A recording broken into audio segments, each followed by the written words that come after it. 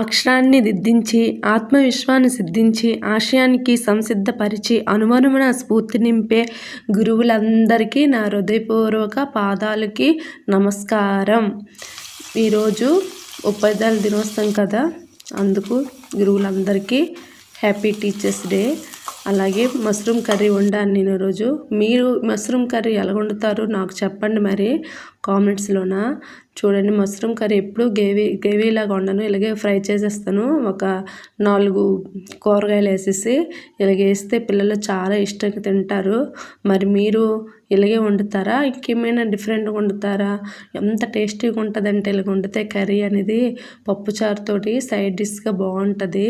పిల్లలు స్కూల్లో కూడా బాగుంటుంది, చాలా బాగుంటుంది కర్రీ అనేది. ఒకసారి ట్రై చేయండి, సింపుల్గా టేస్ట్ అనేది గొప్పగా ఉంటుంది. ఓకేనా? అలాగే మన ఛానల్ని సబ్స్క్రైబ్ చేసుకోండి ఫ్రెండ్స్. అలాగే కామెంట్స్ చేయండి, లైక్ చేయండి, షేర్ చేయండి. Bye. Tasty tasty mushroom curry.